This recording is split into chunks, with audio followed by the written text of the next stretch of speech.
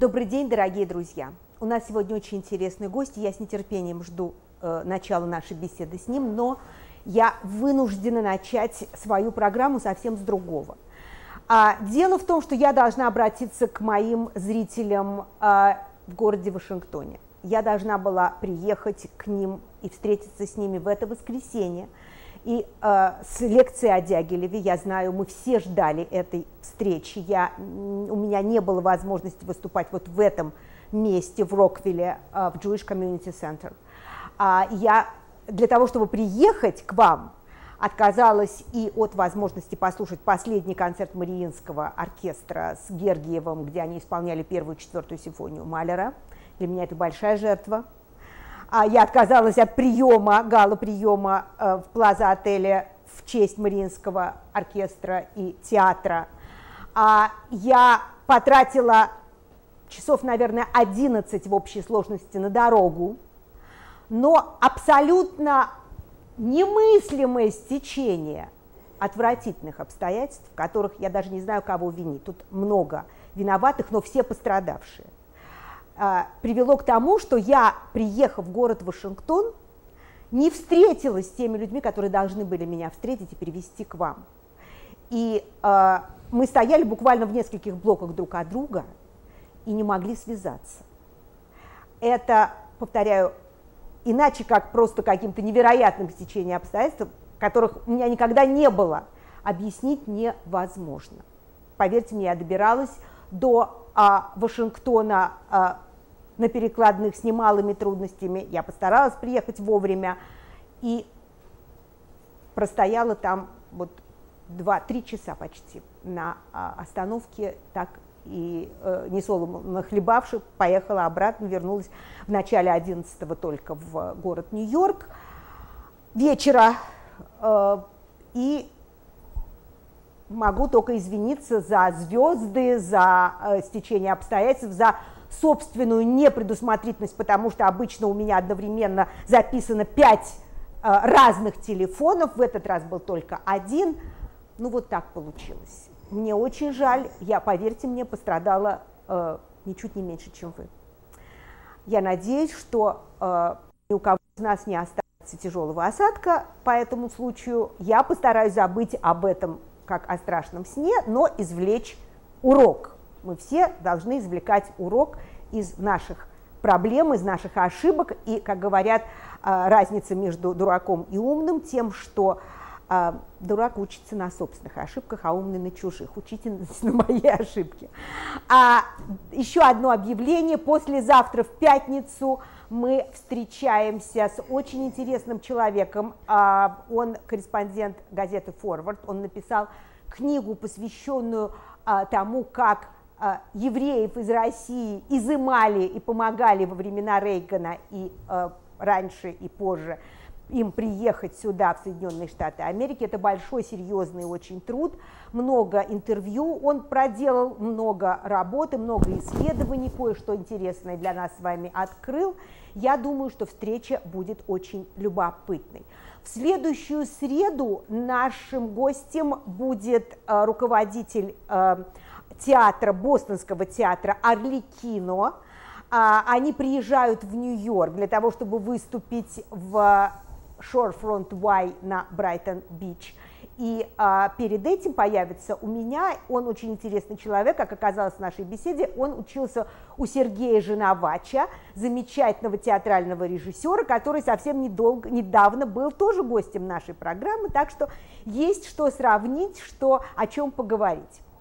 5 ноября, это в следующую пятницу, у меня будет программа, которая соединит рассказ о одном очень интересном музыкальном фестивале. Этот фестиваль начинается в эту пятницу и будет идти довольно долго. В рамках этого фестиваля появятся знакомые и любимые нам исполнители, такие как Гидон Кремер, Алексей Любимов, Латвийский камерный хор, Талис Сколар, замечательная вокальная группа, хор из Гента, Дрезденская штат-капелла будет выступать в это воскресенье в Линкольн-центре. И я буду об этом фестивале, он называется White Light, я буду о нем более подробно рассказывать. И кроме того, мы посмотрим фрагменты из самых интересных интервью последнего времени, поскольку у нас нет возможности повторять целиком интервью, но я вам дам почувствовать вкус того, что было у нас в последние месяцы.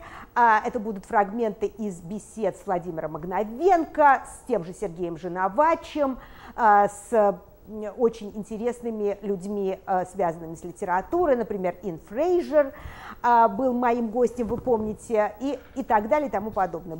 Фрагменты будут из 6 или 7 разных интервью.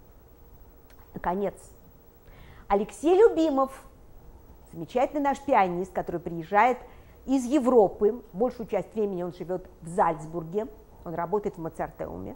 Сейчас он будет участником фестиваля «Белый свет» и даст 2 очень интересных концерта. И об этих концертах, и о том, как протекает его жизнь, и о многих проблемах, с которыми он сталкивается как педагог и как исполнитель. Алексей Любимов будет с нами говорить 10 ноября. Вот видите, такая большая интересная программа. А сейчас, наконец, к моему сегодняшнему гостю. Многие из вас его уже хорошо знают, потому что он бывал, но не у меня, а у Рабая Катцена в программе, которая в основном посвящена проблемам еврейской культуры, религии, языка. Но мне захотелось пригласить этого человека, потому что он не только знаток в этой сфере, но он музыкант, он исполнитель, он очень хорошо играет на кларнете, он сегодня нам поиграет на кларнете. И кроме этого, он композитор, который совсем скоро представит нам свое новое сочинение. Он написал музыку к спектаклю театра Фольксбине. Этот спектакль начнет показываться в Baruch Performing Arts Center. Это угол 25 и Лексингтон-авеню. И этот спектакль начнет показываться 11 ноября. Вы можете заранее купить билеты. Он будет идти недолго. Он будет в 2 частях, но мы о нем еще попозже поговорим. А пока представляю моего сегодняшнего гостя. Это Дмитрий Слепович. Доброе утро, Дима. Доброе утро. У вас есть в надписи, которую мы поставили на экран, 3 определения: музыковед, композитор, кларнетист, и 2 имени: Дмитрий и Зисл. Для тех, кто с вами еще не знаком, объясните, пожалуйста, почему Зисл?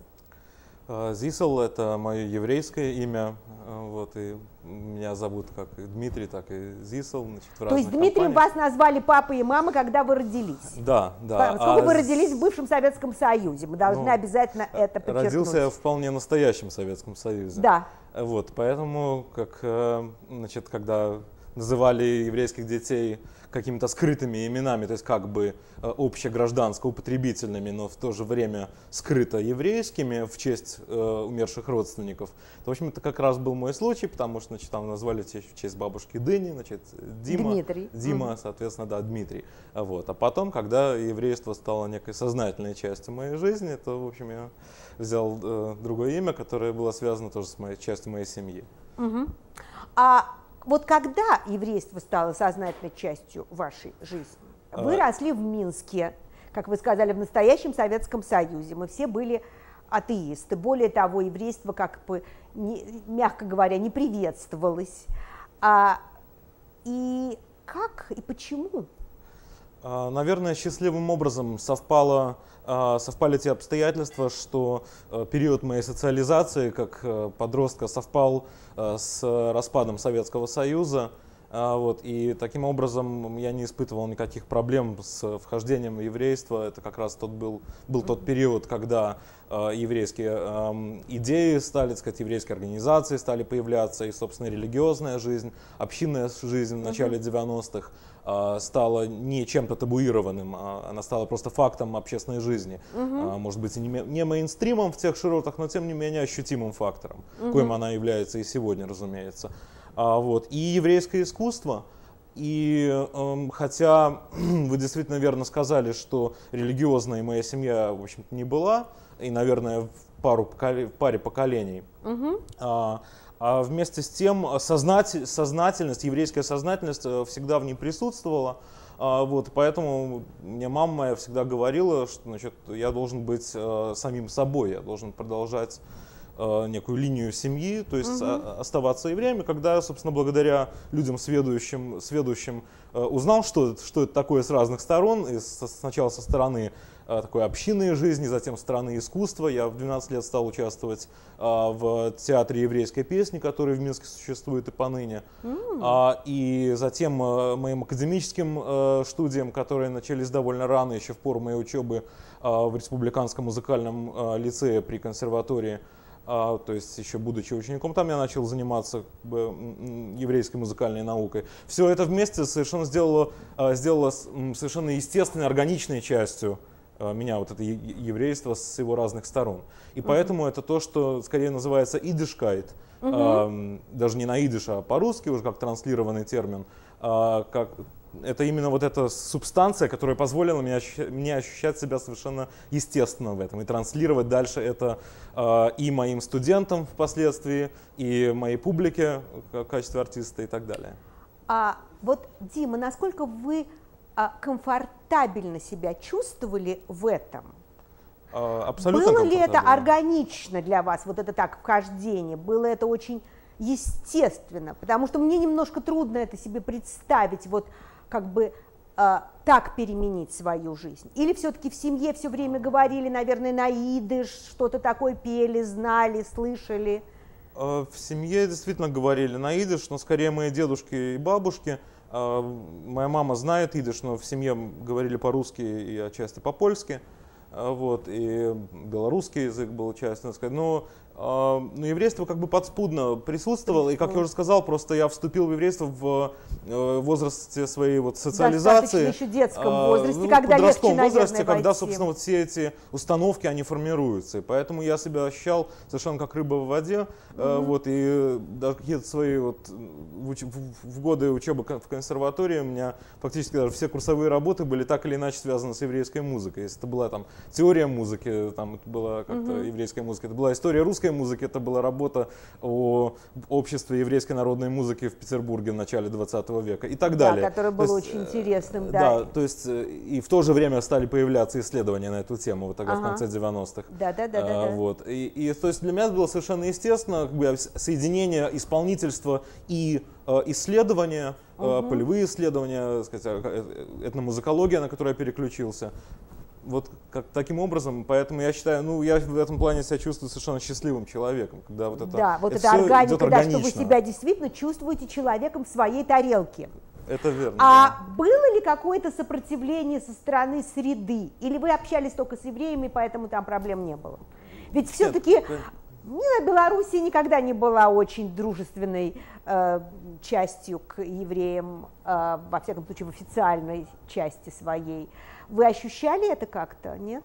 Я скорее ощущал некий страх со стороны родителей за то, что я долгие годы носил кипу в общественных местах, вот, нежели никаких, в общем-то, антисемитских или каких-то таких общественно некомфортных ситуаций я не переживал особенно. Вот. Поэтому это скорее был такой постсоветский страх моих родных по поводу того, что вот как же в Минске наш сын, там, племянник и так далее будет разгуливать в кипе. Вот. Но ничего страшного не случилось за все эти годы. Как видите, мое лицо вполне цело.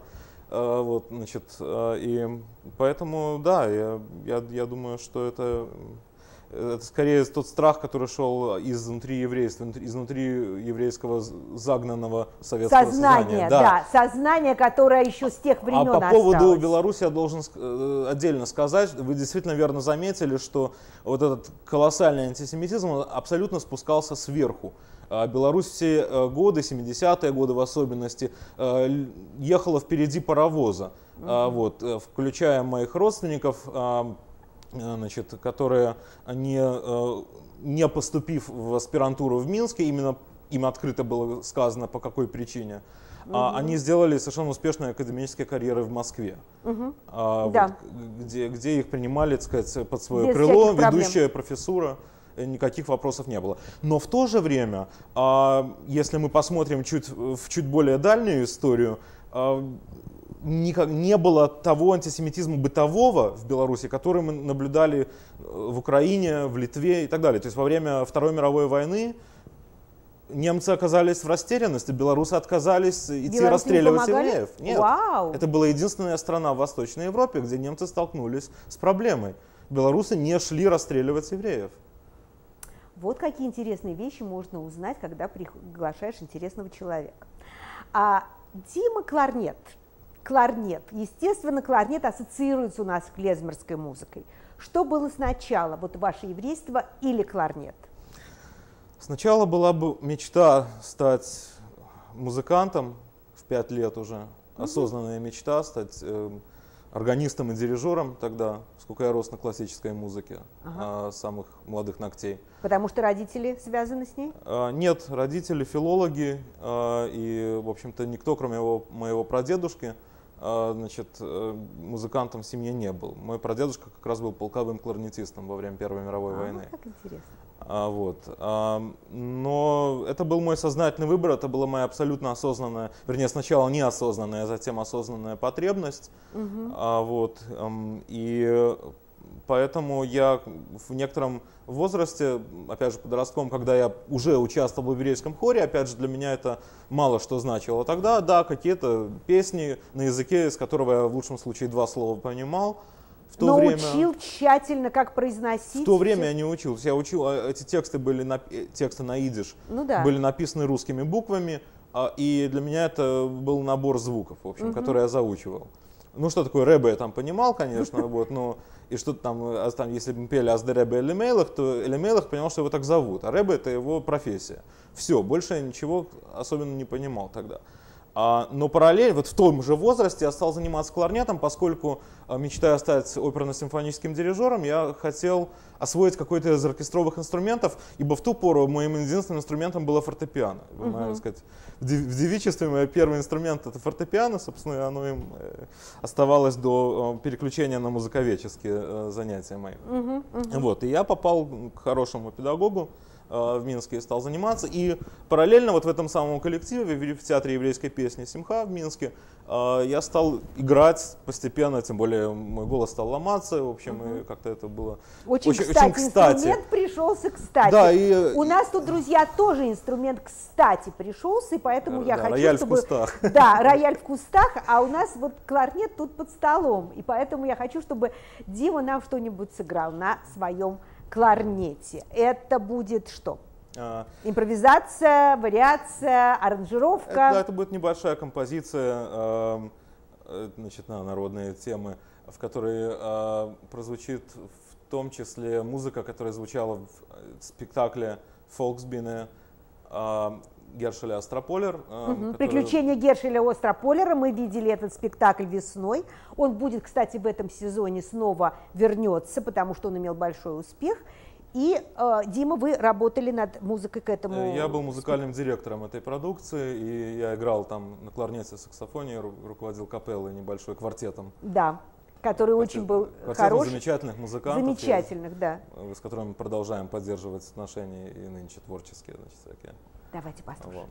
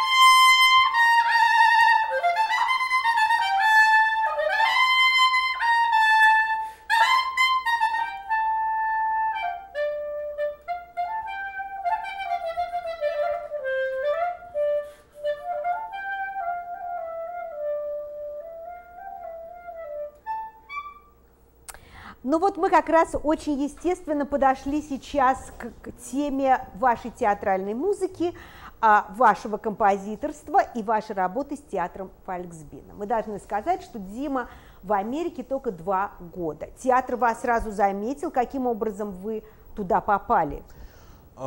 Приехав в Соединенные Штаты летом 2008 года, я буквально на следующей неделе преподавал на идишском семинаре такого, значит, пансионата, значит, принадлежащего Arbiter Ring.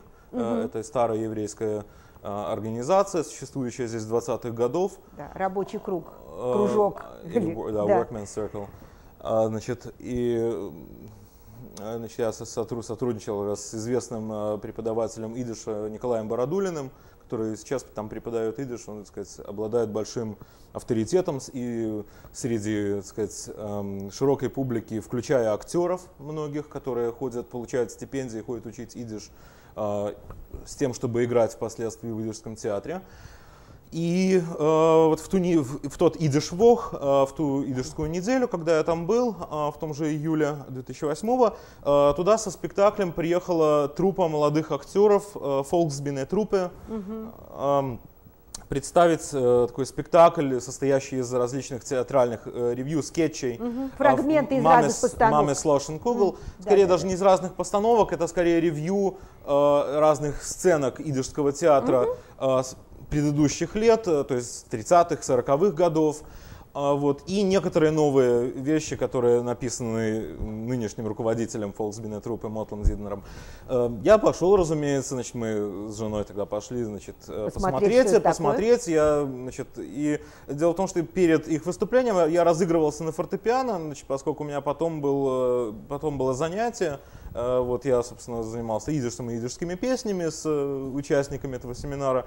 И Мотл Зиднер заметил меня, говорит: оставьте мне ваш телефон, нам, возможно, понадобится пианист. Значит, вот мы таким образом встретились, я пришел затем в офис театра Фольксбине и встретился с Залманом Лотеком, художественным руководителем, замечательнейшим музыкантом, дирижером, пианистом и представителем династии Млотеков, уже не в первом поколении. И мама его, слава богу, еще жива. Его мама, да, работает архивистом в ИВО, Еврейском научном институте. Ее называют Шерлок Холмс идишской песни.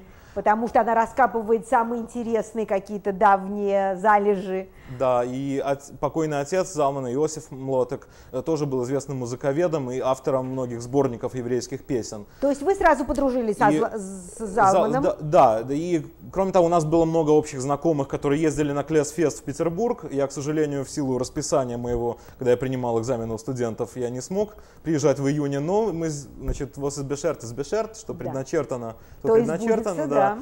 И таким образом мы с ним встретились здесь, и у нас вот буквально с первого дня началось довольно успешное сотрудничество. И в таких основных постановках моей первой работы был «Гимпл там», «Гимпл простак» по Башевису Зингеру. Вот, я стал участником Фольксбине труппы также. Вот. Теперь расскажите о том, что вы готовите. Вот этот новый спектакль, он будет очень интересным, на мой взгляд. Повторяю, он 11 ноября начнет показ свой в Центре исполнительских искусств Барух-колледжа, угол 25-й улицы и Лексингтон-авеню в Манхэттене. Итак. Вы знаете, у выпускников театральных факультетов американских вузов есть такой обычай или, значит, такая традиция, естественное желание после выпуска организовать небольшие театры-студии, которые едва ли можно назвать коммерческими, которые делают небольшие... Просто не хотят расставаться. Они не хотят расставаться, и они хотят заниматься вот тем, чем они хотят, не коммерческим, настоящим искусством, артхаузом. Они этим занимаются, естественно, все на грани выживания, и спектакли идут по пару недель, но туда ходит публика, потому что это смело, свежо, экспериментально и не заковано в те рамки коммерческого искусства, которые ставит Бродвей, значит, которые ставит индустрия. Вот. И «Два брата», спектакль «Die zwei Brüder», значит, это спектакль, который поставил Мотл Зиднер по произведению Ицхока Лейбуша Переца, одного из 3 классиков идишской литературы. В общем-то, Перец в ряду других классиков, то есть Менделя и Шолома Алейхема, был, пожалуй, наиболее авангардным писателем, который тонко реагировал на тогдашнее течение в европейской литературе. Значит, можно провести совершенно справедливые параллели с Метерлинком. Это экспрессионизм. Вот, Символизм, символизм, экспрессионизм на еврейской почве, в еврейском мире. Перец идет, копает довольно глубоко в область демонологии, в область каких-то скрытых миров, в общем, в область внутреннего мира, то, чем тогда занималась тогдашняя, почти 100 лет назад, и психология, и даже музыкальная наука, в общем, тогда. И когда мы стали искать, совместно обсуждать с Мотлом, что бы могло стать сюжетом, то вот, в общем-то, Перец был вполне очевидным выбором, как что-то вполне классическое, и вместе с тем что-то смелое и, может быть, не совсем даже привычное для еврейской публики, да, для еврейского театра. Для еврейского театра. Потому что еврейский театр очень часто сугубо такой, ну вот фольклорный какой-то, как иногда говорят, вот на Кацкильских горах, на таком сленге, на шуточках, что есть в этом огромная прелесть, но иногда хочется, чтобы он был более релевантным, более современным. Чтобы просто были другие жанры, да. Во-первых, кроме комедии, во-первых. Во-вторых, сейчас, я считаю, совершенно такой счастливый, хоть и непростой момент в театре, когда собирается молодежь, талантливая молодежь, тот же Мотл Диднер относится к молодому поколению. Конечно. Когда приходят люди с хорошим образованием, люди, в общем-то, амбициозные в самом лучшем понимании слова. И знающие не только еврейскую культуру, которые знают большой широкий контекст, которые участвуют в международных фестивалях, значит, по всему миру, и которые хотят, и я здесь не исключение, делать театр, на идиш. Вот. И вот это понимание нами движет, и мы ищем новые какие-то сюжеты, новые источники, включая современную драматургию, что-то пишется сегодня на идиш, совершенно не обязательно делать переводы, хотя и переводы возможно тоже делать. И в этом смысле Die zwei Brüder, два брата, это совершенно короткая 20-25 минутная постановка, которой я совершенно сразу воспылал желанием писать музыку и вообще делать ее. Вот, потому что я понял, что вот она действительно свобода, вот он театр, как он есть. По сути говоря, это балет с записанными голосами двух замечательных идишистов. Один из них еврейский актер ирландского происхождения Шейн Бейкер, а другой известный идишист и бывший профессор, значит, Михал Барон, выходец из Беларуси.